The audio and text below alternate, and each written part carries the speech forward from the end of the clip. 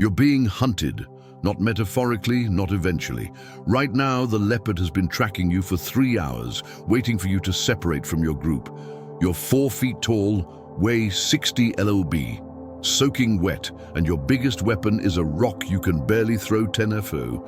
Your cousin's intestines are currently being eaten by hyenas. She fell asleep too far from the group last night. Your mother's face is missing 3 chunks of flesh from when she tried to steal eggs from a crocodile nest. Half your children won't survive to age 5. Welcome to 2 million years ago. Welcome to being Homo habilis, the most pathetic predator that ever tried to eat meat. Forget everything you learned in school about your ancestors being mighty hunters. Here's the truth that will make your stomach turn. You don't eat fresh meat. You eat what lions vomit up. You suck marrow from bones that hyenas abandoned. You crack open skulls to eat brains that have been rotting for 3 days. Your breakfast, termites mixed with bird droppings. Your dinner, eyeballs and testicles, the only soft parts your baby teeth can chew. Every single predator in Africa can kill you. The leopards that weigh twice what you do, the hyenas with jaws that snap femurs like twigs, the 10-ft crocodiles that remember exactly when you come to drink. Even the eagles consider your babies snack-sized. You're not at the top of the food chain. You're so far down that vultures literally look down on you. But here's the thing, here's the insane, impossible, magnificent thing. You survived. Not by getting stronger, not by growing fangs or claws. You survived by doing something so desperate, so disgusting, so absolutely brilliant that it changed the course of life on Earth. You survived by becoming the animal that would eat anything. The maggots in rotting meat, protein, the mucus from giant snails, nutrients, the half-digested grass in a dead antelope stomach, vitamin B12. While saber-toothed cats went extinct being picky eaters, you thrived by learning to swallow things that would make a hyena gag. You survived by realizing that 20 weak apes throwing rocks badly is scarier than 1 strong ape fighting properly. That sharing your pathetic meal meant everyone stayed just strong enough to watch for leopards one more night, that the grandmother too old to run still remembered which plants wouldn't kill you. Over the next hour, I'm going to take you through 24 hours in the life of your most vulnerable ancestors.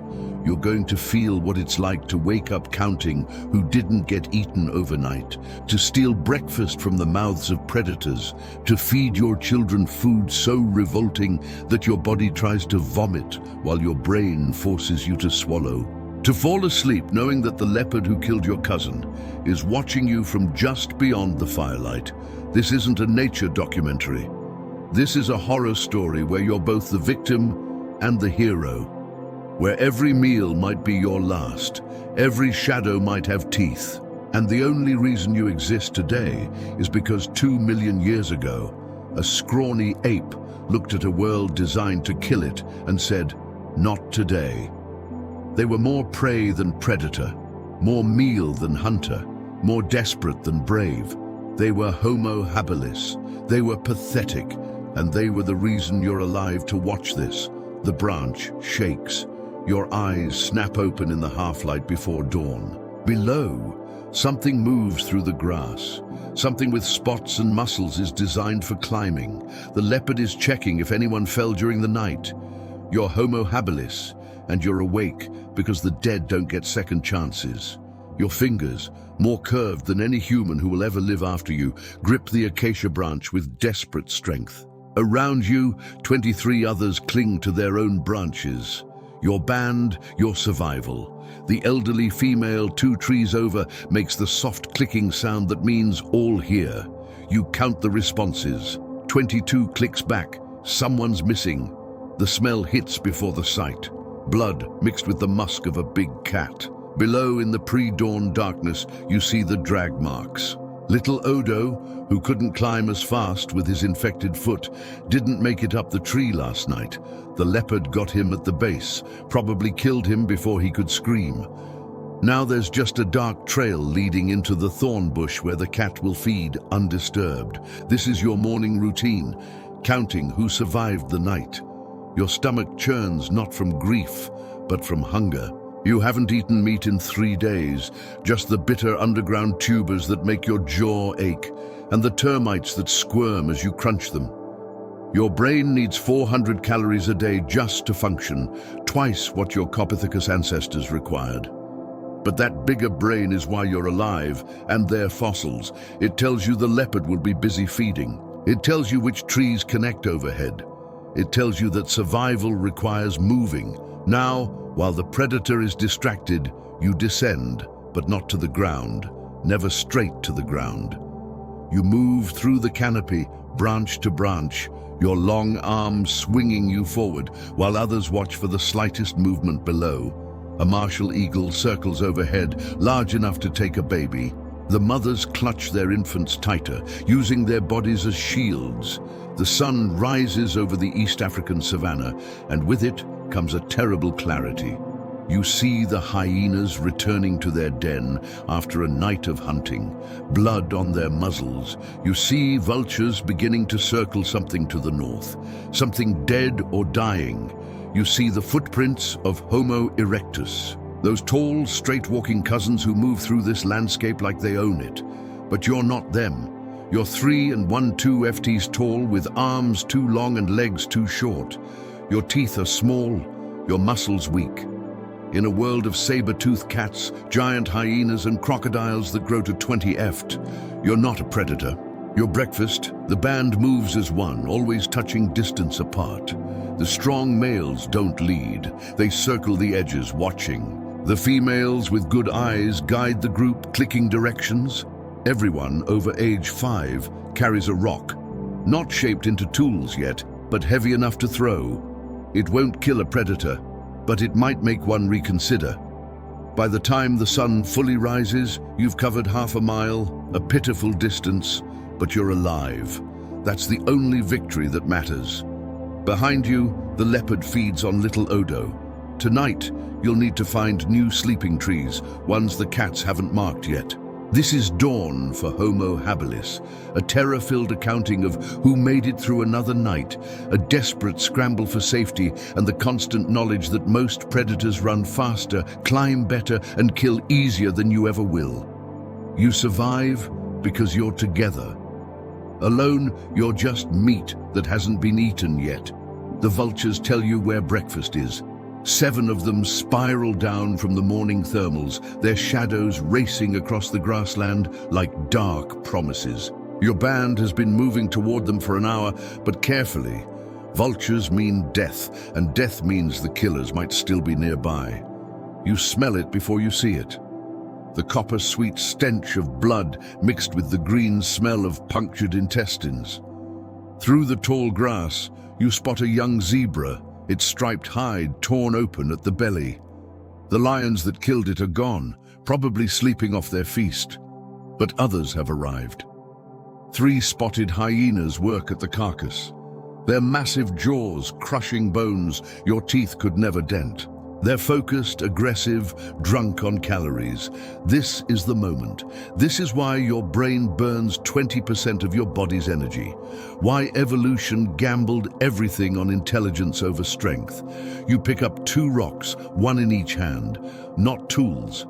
You haven't learned to shape them yet, just fist-sized stones worn smooth by the river.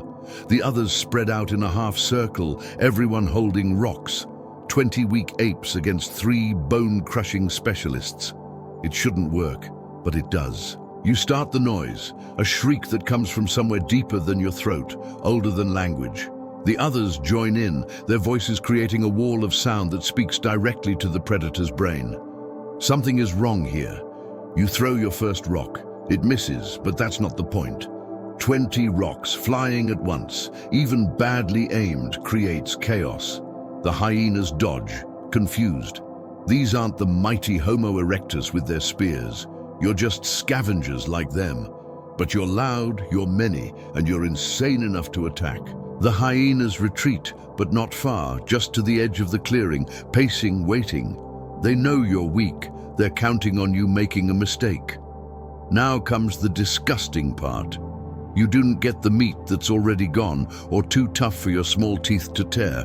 You get what others can't eat or won't eat. Your fingers, nimble despite their curve, pry open the zebra's skull. The brain is mostly intact, grey-pink and swimming in fluid. You scoop it out with your hands, the warm gel sliding between your fingers. 600 calories of fat and protein. Perfectly packaged by nature, too protected for most scavengers to reach. It tastes like copper and river mud, with an undertone of something sweet. You've learned not to think about it, just swallow. Your children need to see you eat it first. They learn by watching, and disgust is a luxury you can't afford. The long bones are next, while the strongest males keep watch, throwing rocks whenever the hyenas edge closer. You find a hammerstone, a rock that fits your grip. You place the femur on a flat stone and strike. Once, twice, 3 times before it cracks. The marrow inside is butter yellow, pure fat, the difference between starving and surviving. You suck it out, feeling it coat your mouth with richness. Your body, starved for calories, floods with pleasure. This is why you risk everything. A 4-year-old brings you something horrifying and perfect. The zebra's eyeballs popped from their sockets. Each one is a packet of fluid and fat, nutrients so concentrated that later humans will consider them delicacies. You show the child how to bite through the optic nerve, how to suck out the vitreous humor. They gag but swallow. They'll remember this lesson. The vultures have landed now, hopping closer with their bald heads cocked. They're patient. They know you'll leave soon. You have to. The hyenas are getting bolder, and in the distance dust rises. Something larger is coming. Maybe the lions are returning. Maybe a pack of wild dogs. Maybe worse. You've been at the carcass for 12 minutes. It's not much, but it's enough. The children's bellies are full of brain and marrow. Nutrients so dense, their bodies will run on them for days. As you retreat, the hyenas rush back in, and you hear the sound of bones splintering in jaws that generate 1,100 lb of pressure per square inch. Those jaws could snap your femur like you snapped the zebra's, but you're already moving, already looking for the next spiral of vultures. This is breakfast for Homo habilis, stolen from the mouths of predators, disgusting by any measure, but rich enough to fuel brains that will eventually dream of better things. You eat what nothing else wants, and somehow, impossibly, it's enough. Every 3 seconds someone looks up. Your band moves across the savannah in a formation older than language. The young and weak in the center, the strong on the edges, everyone maintaining visual contact. You're heading toward the rocky outcrop where bitter roots grow. But the journey is 2 miles of pure exposure. Little Carla, whose mother died last moon, walks beside you. She's learned the pattern. 3 steps, scan. 3 steps, scan. Her eyes track differently than yours will. She can see individual grass stalks moving wrong, shadows that shouldn't exist, patterns that mean death. Children who don't learn this don't become adults. The grass here is elephant eye high, perfect for hiding predators, but terrible for seeing them. Your band could walk within 10 feet of a resting lion and never know until it explodes from cover. So you've developed the system. Whoever is tallest stands on whatever is highest. Termite mounds, rocks, fallen logs, and watches while others move. Then they run to catch up and someone else takes the high ground. Old Torque, whose left arm hangs useless from a crocodile attack, has the best eyes despite his age. He makes a soft bark, danger but not immediate. Everyone freezes through the grass. You see what he sees? A pack of Homo erectus, those tall, straight-backed cousins who walk like the world fears them. They're carrying something, a dead antelope slung between 2 of them. Proper spears in their free hands. You should hate them. These bigger, better versions of humanity. But you don't. You fear them like weather, a force that exists that must be avoided but not truly an enemy. They look at your band with the same expression they'd give watching baboons. Mild interest, slight disgust, mostly indifference. You're not even worth robbing, but their presence means something else is wrong. Homo erectus doesn't travel in the open unless they've cleared the area. They've probably driven off whatever large predators were here. Your band can follow in their wake, scavenging safety like you scavenge meat. A child spots at first the drag marks in the dirt, the scattered feathers. Something killed a bustard here maybe an hour ago. The tracks are cat but small, caracal, not leopard. The bird is mostly eaten, but the bones remain, without speaking. You don't have the words anyway. Two females begin cracking the bones for marrow, while others maintain watch. This is the constant calculation.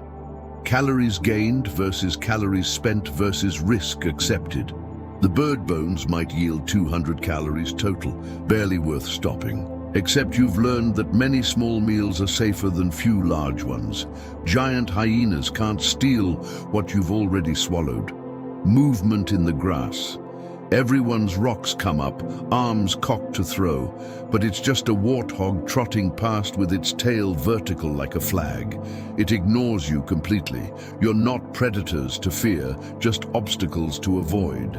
The warthog's calm means no large predators are immediately nearby. It would smell them before you could see them. You use the warthog's passage as cover, following its path through the grass. Animals create highways through the savannah, trails worn by millions of hooves. These paths are dangerous. Predators know them too, but they're fast. Speed versus safety.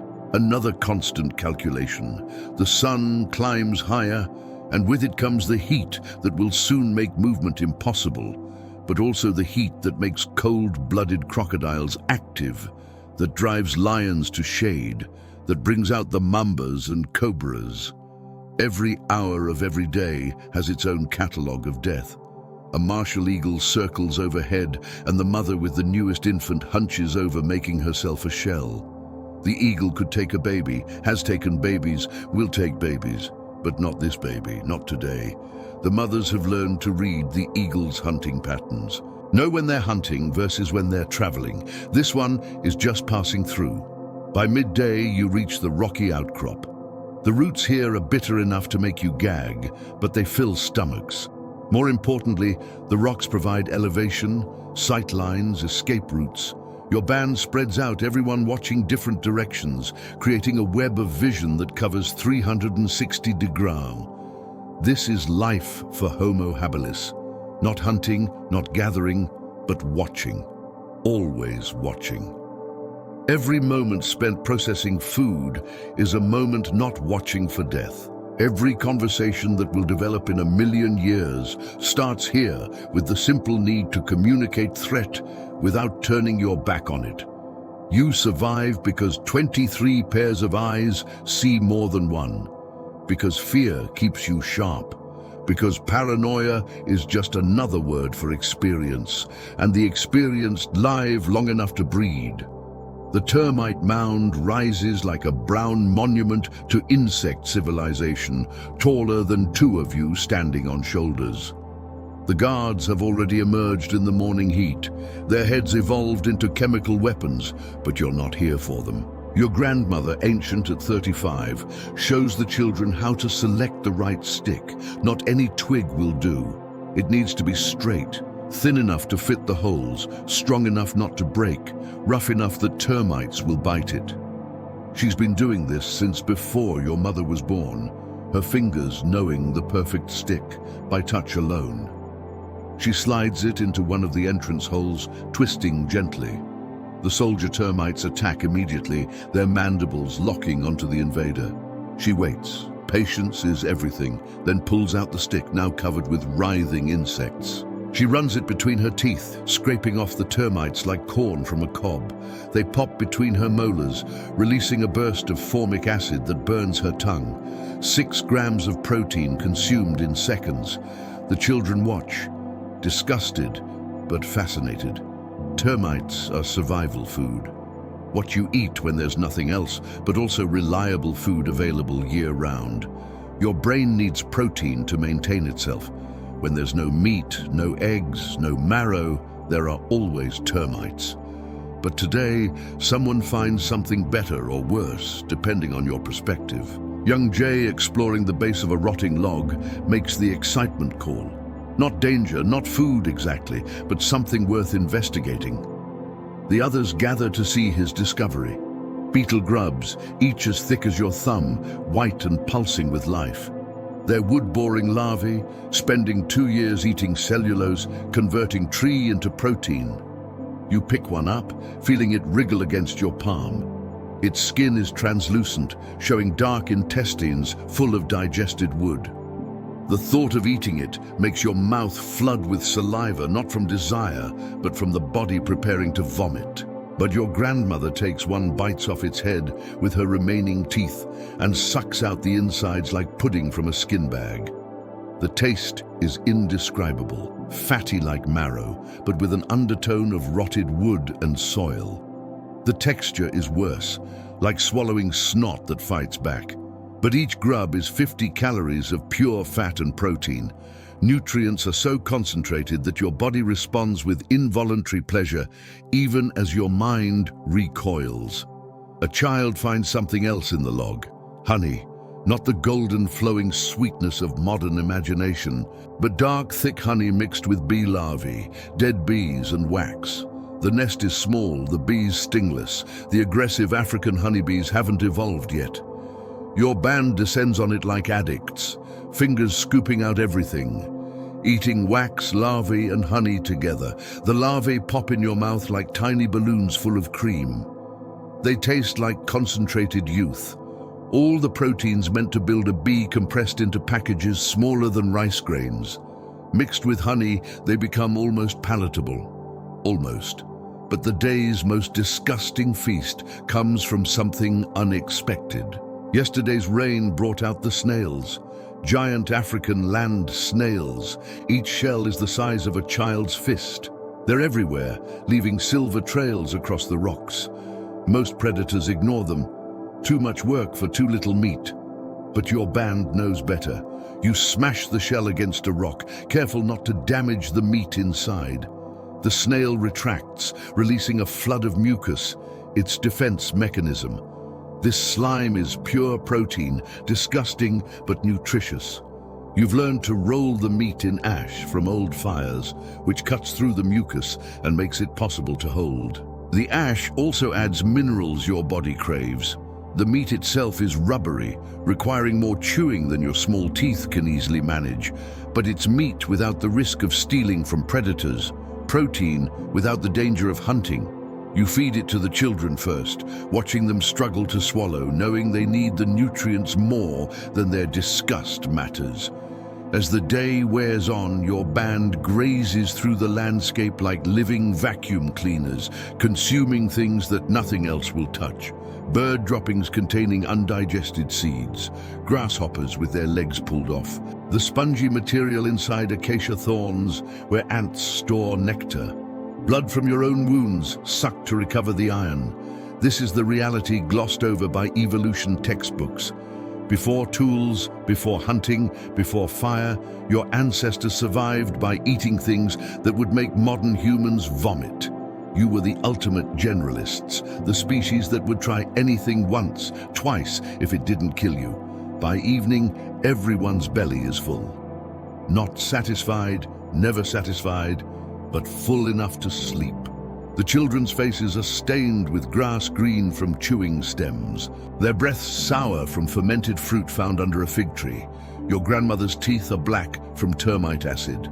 Tomorrow, you'll do it again. Eating your way through a landscape that wants you dead, surviving on things that barely qualify as food. But tonight you're alive, fed together. That's enough, that's everything. The attack comes at the worst possible moment when you're spread out. Gathering. The spotted shadow explodes from the grass with no warning. 150 lbs of muscle and murder moving at 36 ct/mop. It takes Nera before she can scream. Canines puncturing her throat with practiced precision. The leopard doesn't just kill, it knows exactly where the arteries run, how to shut down struggling in seconds. But Nera is your sister's daughter.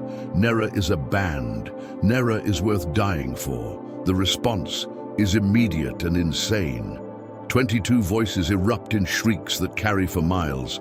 A sound that says, "We are many, we are crazy, we are not worth this."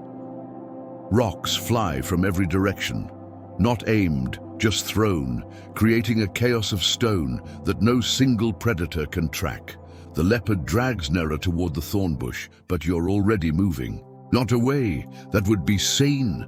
Toward your entire band rushes the cat. Something that shouldn't work will get someone killed, but might save Nera if her throat isn't fully crushed. Old Talk, the one with the useless arm, leads the charge. He survived one mauling, what's another? He brings down a branch as thick as his good wrist, swinging it like nature's first club. It connects with the leopard's shoulder, not enough to injure, but enough to annoy. The mothers are the most terrifying. They attack with the fury of those who know this could be their child next time. One jams a stick toward the cat's face. Another throws sand and dirt, aiming for eyes. The children, those over 5, throw their smaller stones from behind the adults, their high-pitched screams adding to the wall of noise. For a moment, the leopard holds on to Nera, determined to keep its kill. Its green-gold eyes scan the mob of screaming apes, calculating it could kill another, maybe 2, before the rest overwhelm it. But injuries in the wild mean death, just slower. A broken tooth, a damaged eye, even deep scratches could prevent future hunting. The cat releases Nera and springs backward, disappearing into the grass so fast you barely see it leave, just gone like smoke. But it hasn't gone far. You can feel it watching, waiting to see if you'll lower your guard. Nera is alive, but destroyed. The puncture wounds in her throat bubble when she breathes. Blood pools in the hollow of her collarbone. Her eyes are conscious, but defeated. Every shadow could hide death. Every rustling grass blade makes hearts race. You've survived the attack, but barely. And the leopard is still out there, probably following, certainly remembering. It knows your band now. Know your size, your weapons, your weaknesses. It will adjust its hunting strategy. Next time it might take a child from the edges while you're focused elsewhere, or attack at dawn when you're descending from sleeping trees at the rocks. Your grandmother packs Nera's wounds with crushed leaves that might help, but probably won't. The best anyone can do is keep her comfortable, fed, hydrated. Sometimes, rarely, people survive leopard attacks. The wounds seal, the infection passes, the person lives scarred but functional. Usually they die within days, fevered and delirious. But here's the thing that makes you almost human. You try anyway. 2 band members are assigned to stay with Nera at all times to throw stones if the leopard returns for its wounded prey.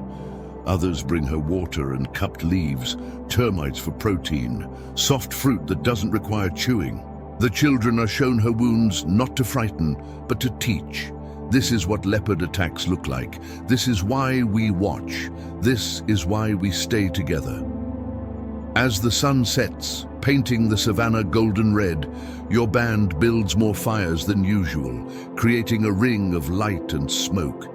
It won't stop a determined leopard, but it might discourage one. Nera moans in her half-sleep, her breath rattling through the holes in her throat. The leopard is still out there, close enough that you can smell its musk on the evening breeze. It's patient. It knows injured prey rarely recovers. It can wait days if necessary, following your band, looking for another opportunity. You're not the hunters here. You're the hunted who sometimes fight back. This is the truth scraped raw. You survive leopard attacks, not because you're strong, but because you're willing to be insane together. To attack something that could kill you, because it has something that belongs to your band. To care for the dying, even when it's hopeless. Tomorrow, Nera might be dead. The leopard might take another. Your band might be one member smaller, one tragedy deeper into extinction. But tonight, you're together, throwing stones at shadows and pretending you're not terrified. The leopard watches from the darkness, its eyes reflecting firelight like green stars. I learned something today. Homo habilis might be weak, might be small, might be prey, but you're prey that fights for each other with the desperation of those who have nothing else. Sometimes, just sometimes, that's enough to survive another night. The river cobble feels perfect in your palm, smooth, heavy, the size of your fist. But perfect isn't enough anymore. You need to be sharp.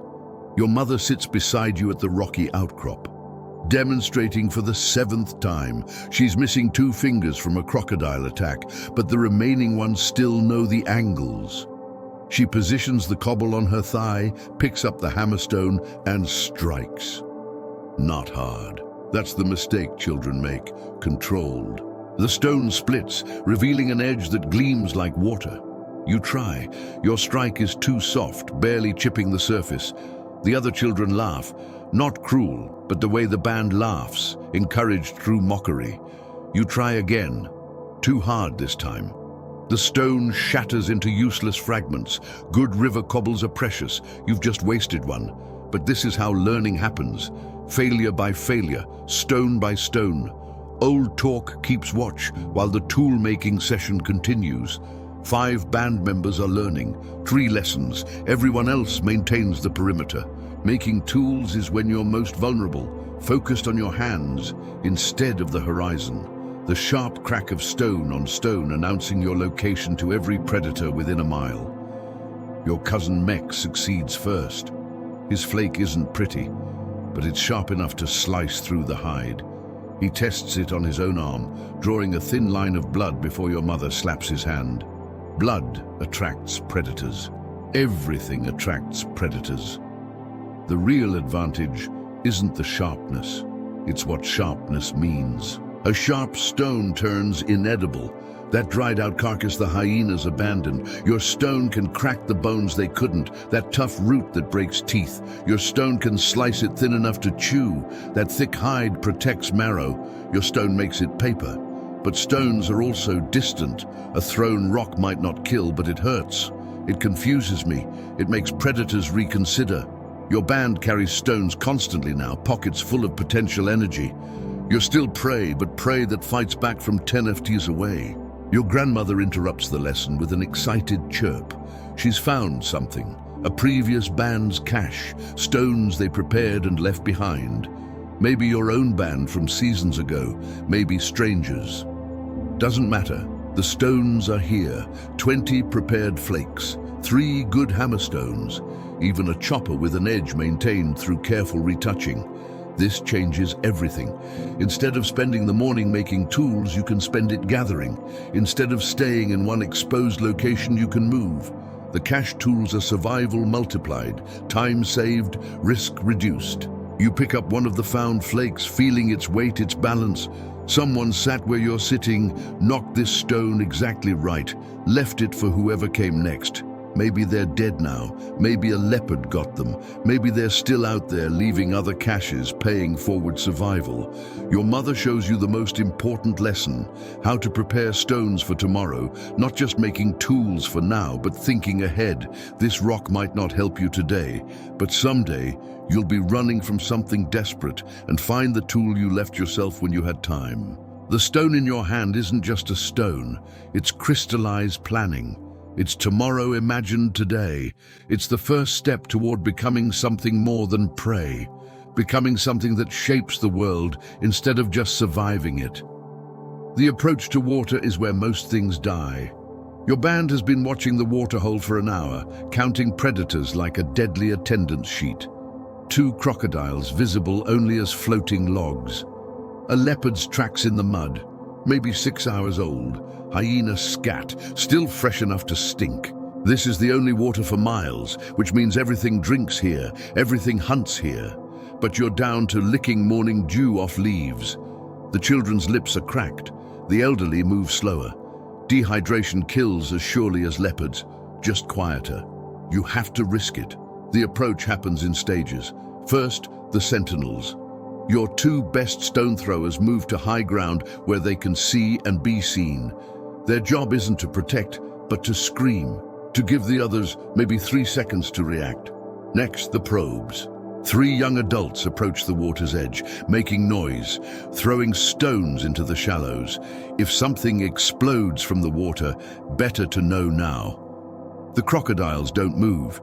They're waiting for something to actually drink, to put its head down, to become vulnerable. Now comes the horrible part. Someone has to go first. Today it's Kaba, whose legs are longest, whose reactions are fastest. She approaches in bursts. 3 quick steps. Freeze, scan, 3 more steps. At the water's edge, she doesn't kneel. Kneeling means death. She squats, maintaining her ability to spring backward, and cups water with one hand while the other holds a stone. She drinks like a bird. Tiny sips, head up between each one. Eyes never stop. The water is green with algae, thick with silt, tasting of rot and reptile. Parasites swim in every mouthful, but it's water, and water is life. One by one, others approach, never more than 3 at a time. The children go in the middle groups when predators might be confused by multiple targets. The elderly go last if something attacks. They're the most expendable, the ones who've already reproduced. Your turn. The mud squishes between your toes. Each step is potentially your last. You can see the crocodile now.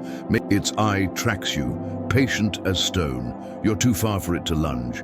But if you slip, if you fall, if you have to run through mud, the water is warm as blood, thick as soup. Nature's perfect food capsule. The band quickly gathers them while maintaining watch. Everyone takes turns between collecting and scanning. But something's wrong. The sentinels are making the danger call. Not immediate, but approaching. Through the heat shimmer you see them, Homo erectus, a full band coming to water. They probably won't attack you, but they won't wait for you either. If you're still here when they arrive, you'll be pushed out, maybe trampled in the confusion. Time to go. The band retreats with practiced efficiency, bellies full of water, hands full of turtle eggs. You've gained maybe 18 hours before you need to risk this again. The crocodile watches you leave, unblinking, knowing you'll be back. This is water for Homo habilis. A daily gamble where winning means surviving and losing means feeding something else's survival. Every drink is borrowed time. Every waterhole, a treaty with death that either side might break. Mech found the nest, so Mech should eat first. That's how it would work if you were any other species. But you're Homo habilis, and selfishness is death. The guinea fowl eggs, 12 of them. Each one a fist-sized package of protein, gets distributed with mathematical precision. Not equal shares, but calculated needs. The pregnant female gets 2. The children who are still growing get 1.5 each. The adults get 1. Old talk, who can barely digest anymore, gets half of 1. Nobody complains. This isn't fairness, it's an algorithm older than counting. The distribution happens in the open where everyone can see. No hiding, no hoarding. Your cousin Pila once tried to hide meat in her sleeping area. The band didn't punish her, they just stopped sharing with her. 3 days later, she was begging forgiveness, offering her hidden cash to the children. Selfishness is a luxury only the strong can afford, and none of you are strong. But sharing goes deeper than food. Your mother's knowledge of which plants cause vomiting, learned through her sister's death, belongs to everyone. The technique for extracting grubs that your grandmother perfected belongs to everyone. The wound on your leg that's starting to fester, everyone takes turns licking it. Their saliva contains antibodies your body lacks. This is revolting to think about. Another's saliva in your wound, their mouth bacteria mixing with your blood. But infection kills more of you than leopards.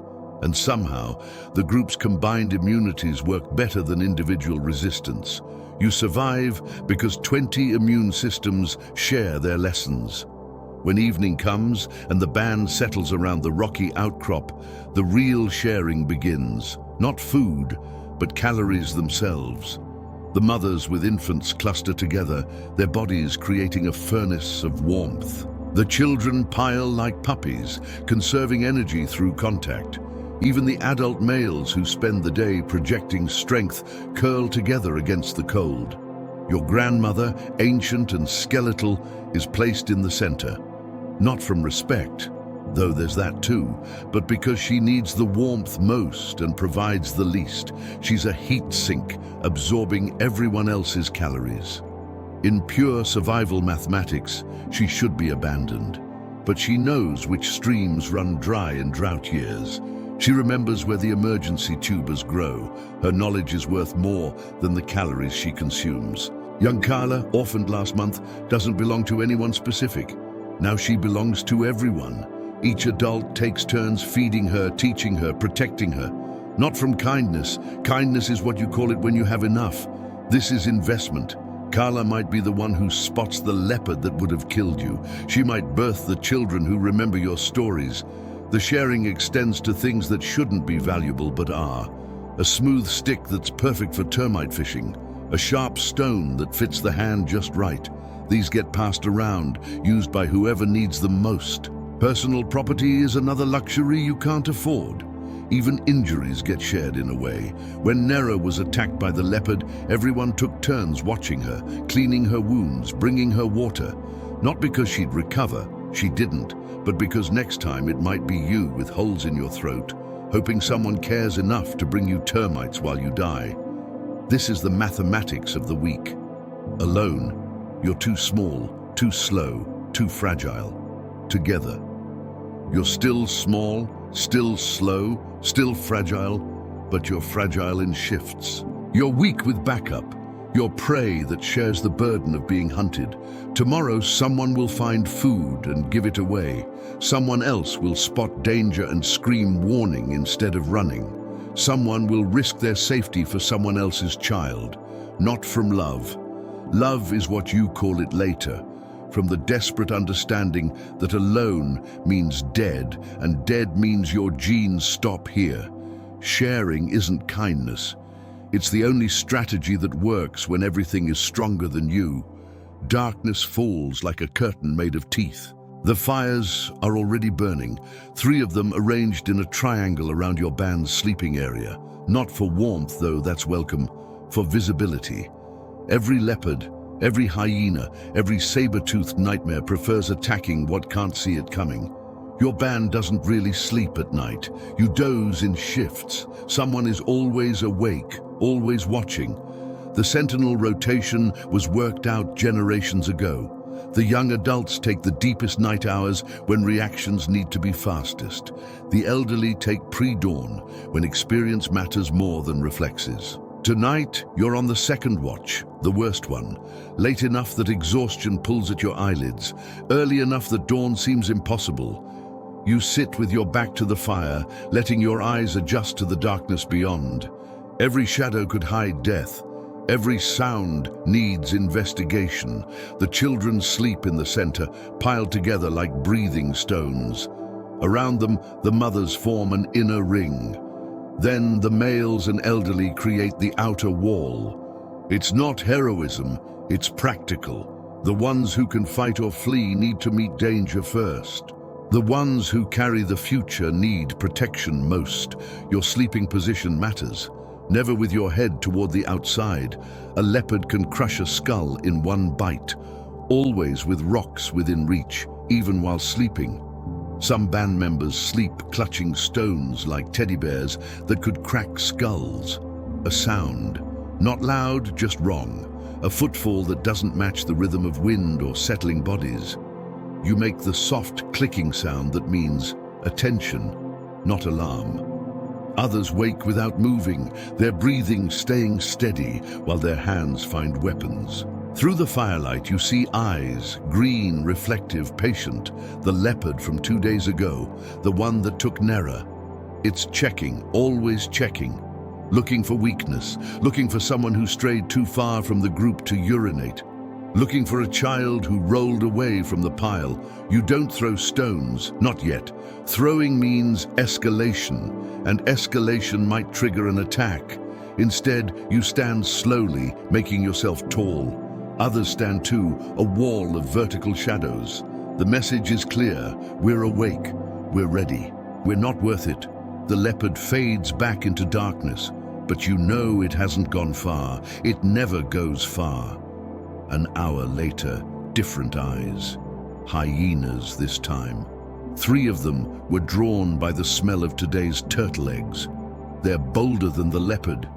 Edging closer to the firelight, they know you're weak. They're testing how weak they are.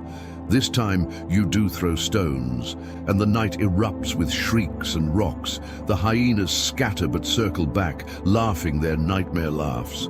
They'll do this all night, probe, retreat, probe again, wearing you down, exhausting your vigilance. By the time your watch ends, you've stood up 14 times, thrown stones at 6 different threats, and woke the band for 3 full alerts. This is why you're exhausted during the day. This is why your grandmother looks decades older than her 35 years.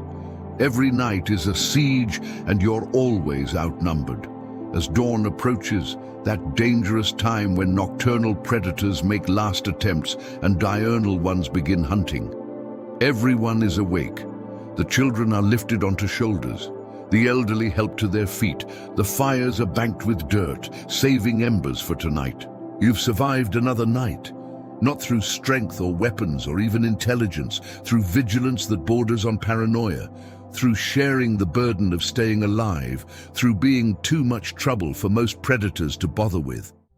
As the sun rises and you begin another day of being hunted, you carry the exhaustion of the night watch in your bones, but also the knowledge that you made it, that your system, imperfect, exhausting, desperate, works just well enough. Tomorrow night, you'll do it again and again and again, until someday, millions of years from now, your descendants will sleep soundly in beds